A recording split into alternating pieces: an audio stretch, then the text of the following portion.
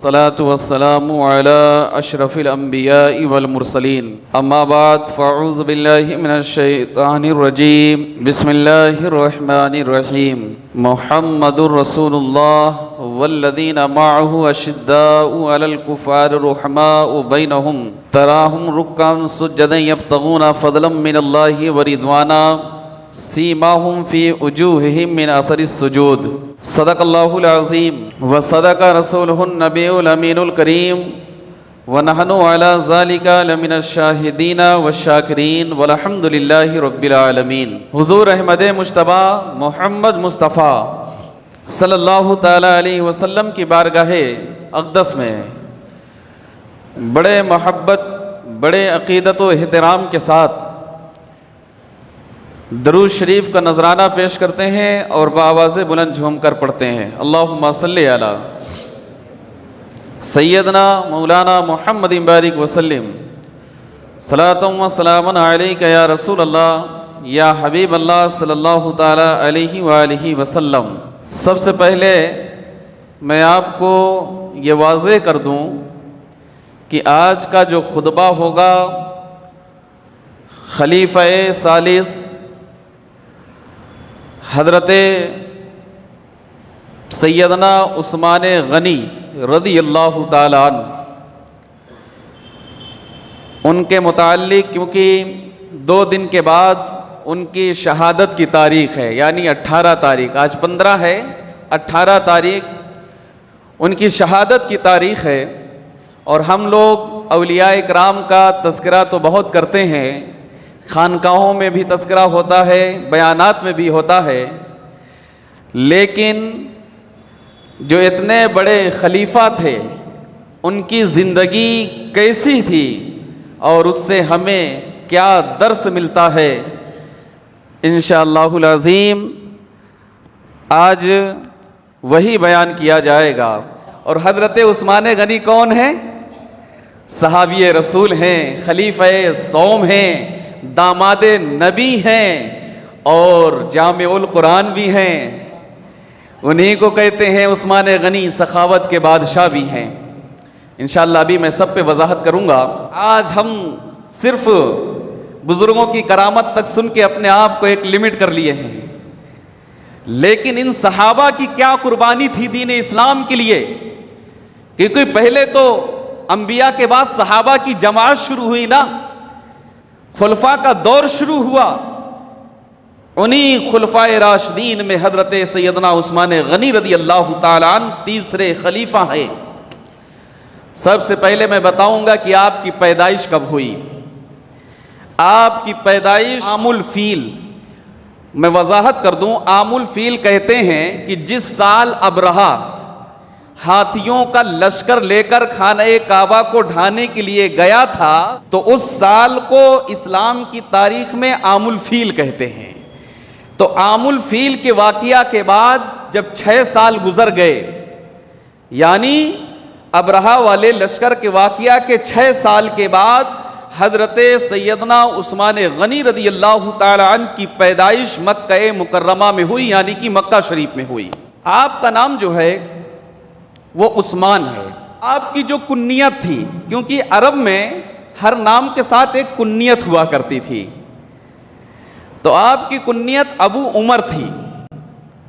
اور آپ کے جو القابات ہیں وہ تو بہت ہیں، لیکن ان میں جو مشہور القابات ہیں وہ آپ کو ذو النورین کہتے ہیں، آپ کو جامع القرآن کہتے ہیں، آپ کو صاحب الہجرتین کہتے ہیں، آپ کو مجاہز و جیش العروج بھی کہتے ہیں۔ اب میں ان سب کی وضاحت کر دوں، سنیں گے؟ ذو النورین اس کی جو میننگ ہے، جو اس کا معنی ہے وہ یہ ہے کہ 2 نور والا، 2 نور والا۔ اب آپ کو ذو النورین کہنے کی وجہ کیا ہے؟ آپ کو 2 نور والے کیوں کہا جاتا ہے؟ تو اس وجہ سے کہ حضرت سیدنا عثمان غنی رضی اللہ تعالیٰ عنہ ہم سب کے آقا، ہم سب کے پیارے مصطفیٰ حضور احمد مجتبی محمد مصطفیٰ صلی اللہ تعالیٰ علیہ وسلم کی ایک بیٹی جن کا نام حضرت رقیہ رضی اللہ تعالیٰ عنہا تھا، وہ آپ کے نکاح میں تھی، وہ آپ کے نکاح میں تھی۔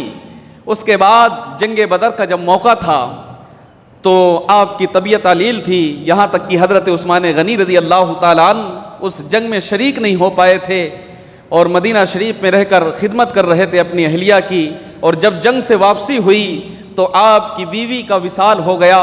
پیارے نبی صلی اللہ تعالیٰ علیہ وسلم نے اپنی بیٹی حضرت ام کلثوم کا 9 ہجری میں، یعنی دوسری بیٹی، ایک بیٹی کا انتقال ہو گیا، وصال ہو گیا، اور دوسری بیٹی حضرت ام کلثوم رضی اللہ تعالیٰ عنہ کا نکاح حضرت عثمان غنی رضی اللہ تعالیٰ عنہ سے کر دیا، جس کی وجہ سے آپ کو 2 نور والے کہا جاتا ہے، ذو النورین کہا جاتا ہے۔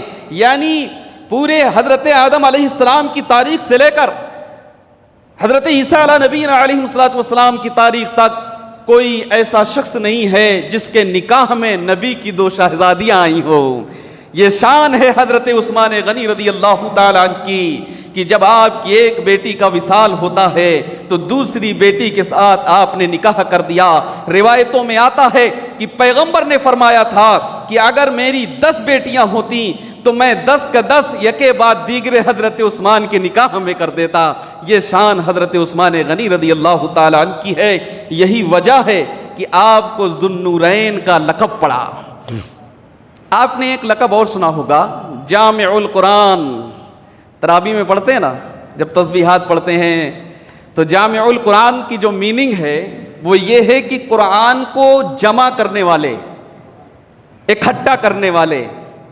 جامع القرآن کی جو معنی ہے، جو میننگ ہے، وہ قرآن کو جمع کرنے والے، ایک جگہ اکٹھا کرنے والے۔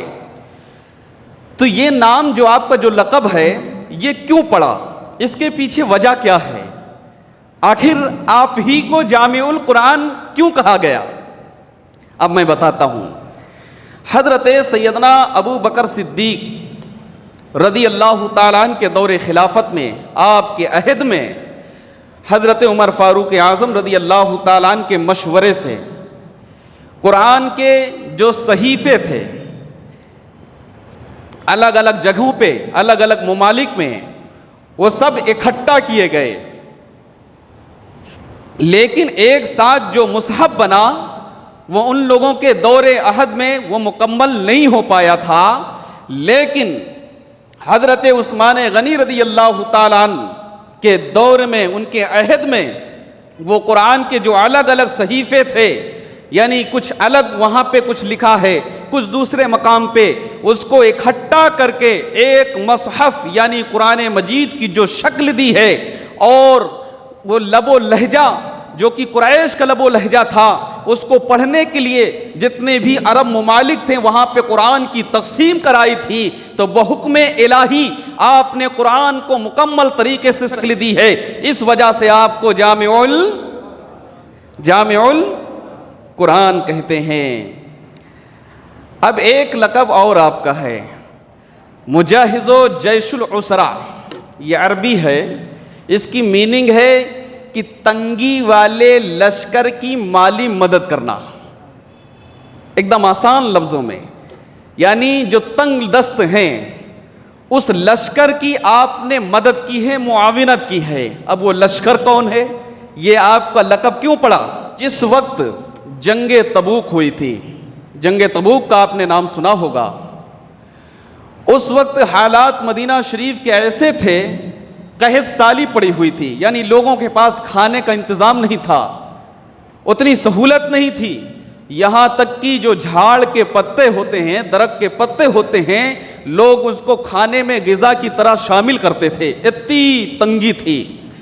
تو ایسے معاملے میں حضرت سیدنا عبد الرحمن بن خباب رضی اللہ تعالیٰ عنہ سے مروی ہے کہ پیارے نبی صلی اللہ تعالیٰ علیہ وسلم تشریف فرما تھے، آپ کے صحابہ اکرام کا ہجوم تھا، پیارے نبی صلی اللہ تعالیٰ علیہ وسلم ان اصحاب کو جنگ تبوک کے بارے میں، غزوہ تبوک کے بارے میں ترغیب دے رہے تھے کہ مسلمانوں کی کیسی مدد کرنی چاہیے، لشکر اسلام کی مدد کیسی کرنا چاہیے۔ اسی مقام پہ حضرت سیدنا عثمان غنی رضی اللہ تعالیٰ عنہ تشریف فرما تھے، کھڑے ہوئے اپنے ہاتھ کو اٹھایا، عرض کی یا رسول اللہ صلی اللہ تعالی علیہ وسلم، لشکر اسلام کے لیے جو جنگ تبوک میں شرکت کے لیے جا رہے ہیں، ان کے لیے 100 اونٹ اس کے ساتھ سب میری جانب سے ہے۔ پیارے نبی صلی اللہ تعالی علیہ وسلم ابھی اپنی گفتگو کو اور جاری رکھتے ہیں کہ اسلام کے لیے مدد کی جائے، لشکر اسلام کی فتح و نصرت کے لیے مدد کیا جائے مالی اعتبار سے۔ پھر حضرت عثمان غنی رضی اللہ تعالیٰ عنہ کھڑے ہوتے ہیں، اپنے ہاتھ کو اٹھاتے ہیں، عرض کرتے ہیں یا رسول اللہ صلی اللہ تعالیٰ علیہ وسلم، 200 اونٹ ساتھ میں اس کا ساز و سامان جو پالان ہوتا ہے اونٹوں کا، وہ تمام کی تمام عثمان غنی کی طرف سے ہے۔ پیارے آقا صلی اللہ تعالیٰ علیہ وسلم ابھی گفتگو جاری رکھتے ہیں، بتاتے ہیں کہ لشکر اسلام کی مدد کرنے کے فائدے کیا ہیں، اسلام کے لشکر اور جو لوگ اللہ کی راہ میں جا رہے ہیں ان کی استعانت، ان کی معاونت، ان کی مدد کرنے کے فائدے کیا ہیں۔ تب پھر حضرت عثمان غنی سے رہا نہیں گیا، کیونکہ آپ کو عثمان غنی کہتے ہیں، سخاوت کے بادشاہ آپ کو کہا جاتا ہے، ایسے چپکے سے یہ لقب نہیں پڑا ہے آپ کا، آپ نے دین اسلام کے لیے بڑی قربانیاں پیش کی ہیں، جس کی وجہ سے آپ کو حضرت عثمان غنی کے نام سے یاد کیا جاتا ہے۔ آپ کھڑے ہوتے ہیں، اپنے ہاتھوں کو اٹھاتے ہیں اور بارگاہ نبی صلی اللہ تعالی علیہ وسلم میں عرض کرتے ہیں یا رسول اللہ صلی اللہ تعالی علیہ وسلم، عثمان کی طرف سے 300 اونٹ ما ساز و سامان راہ اسلام میں جو لشکر جا رہا ہے اس کے لیے قربانی پیش کرتا ہوں۔ پیارے نبی صلی اللہ تعالی علیہ وسلم کھڑے ہو جاتے ہیں، حضرت عثمان کے لیے دعا کرتے ہیں۔ انہی کے بارے میں قرآن کی اور بھی آیتیں نازل ہوئی ہیں۔ محترم حضرات، حضرت عثمان غنی رضی اللہ تعالیٰ کے بارے میں آیا ہے کہ آپ صرف اتنا بارگاہ نبی میں عرض کیے تھے کہ 300 اونٹ، لیکن جس وقت لشکر ودا ہو رہا تھا، لشکر جنگ تبوک کے لیے جا رہا تھا، کتابوں میں آتا ہے 950 اونٹ، یعنی 950 اونٹ، 50 گھوڑے اور 1000 اشرفیاں آپ نے لشکر اسلام کے لیے دیا تھا۔ اور بعد میں پھر جب ضرورت محسوس ہوئی تو پیارے نبی صلی اللہ تعالی علیہ وسلم اور اس رب کو راضی کرنے کے لیے آپ نے 10,000 اشرفیہ جنگ تبوک کے جو لشکر اسلام تھا اس کے لیے خدمت پیش کی تھی۔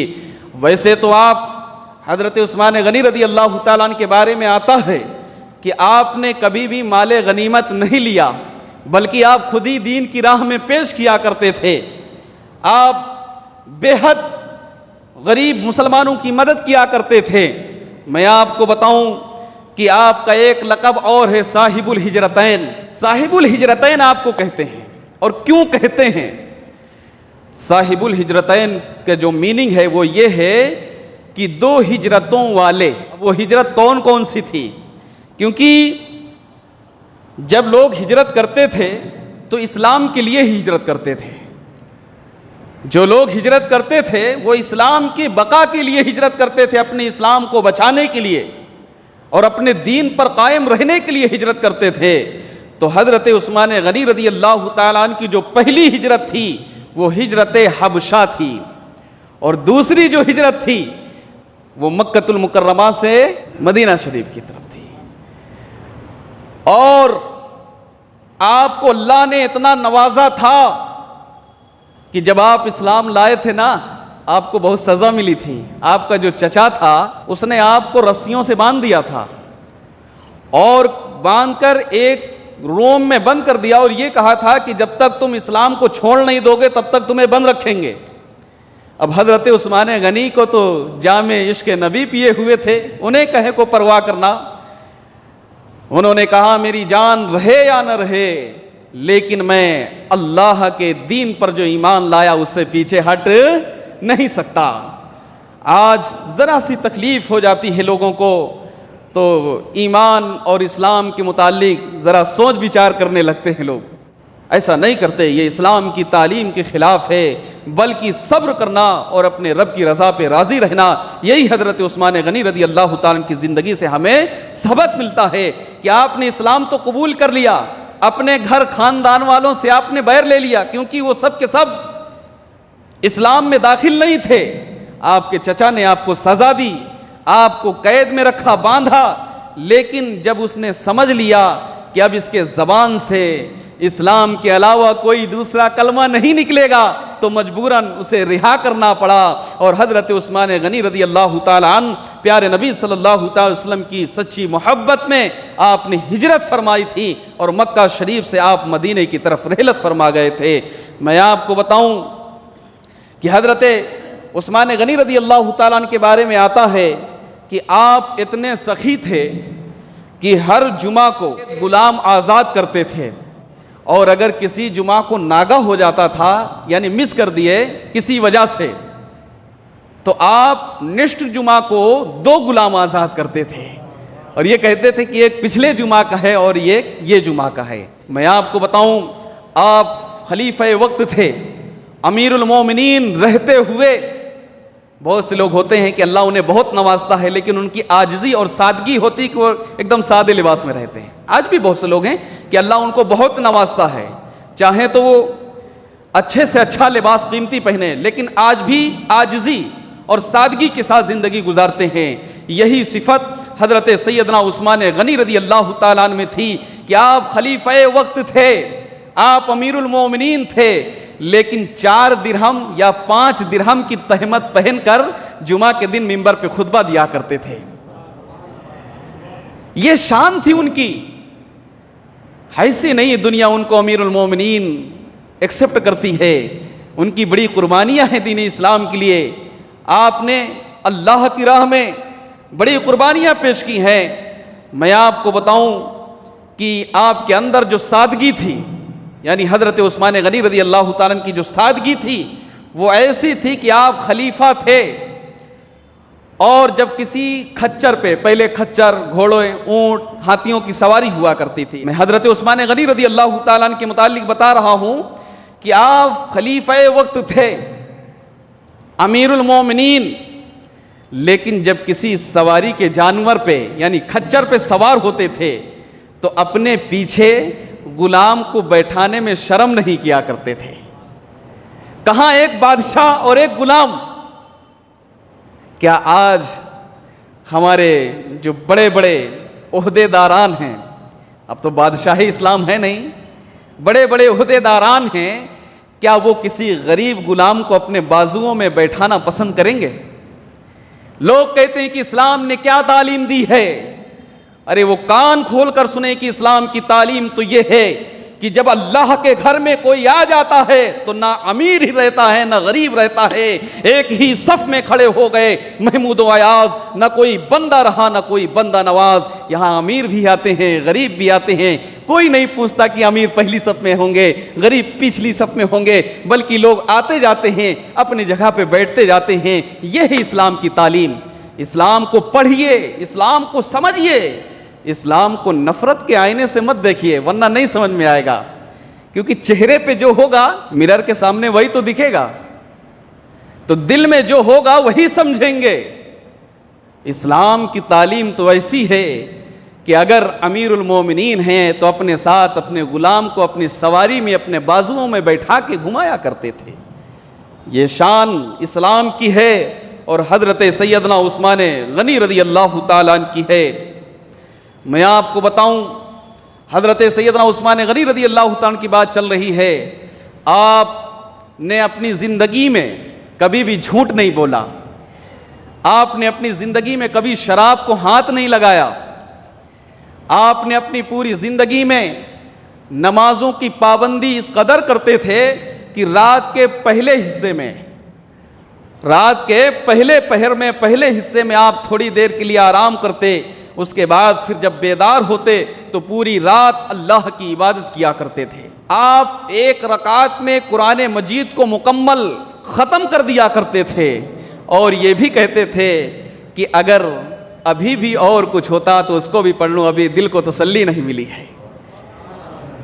آج ہمیں 5 وقتہ نماز پڑھنے کے لیے تسلی مل جاتی ہے، 5 وقتہ نماز نہیں پڑھتے پابندی سے۔ قرآن کی تلاوت تو بعض ہی گھر ہوں گے جہاں پہ روز قرآن کی تلاوت ہوتی ہوگی۔ ان صحابہ کی زندگی سے صرف ہمیں سن کے یہ نہیں سیکھنا کہ انہوں نے ایسا کیا، اس پہ عمل بھی کرنا کہ صحابہ کی زندگی کیسی تھی۔ وہ لوگ راتوں کو اللہ کی عبادت کرتے تھے۔ آپ نے سنا ہوگا، عشرہ مبشرہ کا نام سنا ہے؟ عشرہ مبشرہ کی جو معنی ہے، اس کی جو میننگ ہے وہ یہ ہے کہ 10 لوگ ہیں وہ جنتی ہیں۔ عشر عربی میں کہتے ہیں 10 کو، مبشرہ کہتے ہیں جس کو خوشخبری دی گئی ہو۔ تو عشرہ مبشرہ کا جو معنی ہے وہ 10 جن کو جنت کی بشارت خوشخبری دی گئی ہو۔ تو انہی 10 میں حضرت سیدنا عثمان غنی رضی اللہ تعالیٰ عنہ کا بھی نام ہے۔ لیکن آپ جب کسی قبرستان جایا کرتے تھے، آپ اگر کسی مسلمانوں کے قبرستان پہنچتے، وہاں پہ خوف خدا سے آپ کے آنسو اتنا نکلتے کہ آپ کی آنکھوں سے آنسو نکل کر آپ کے داڑھی شریف میں لگ جایا کرتے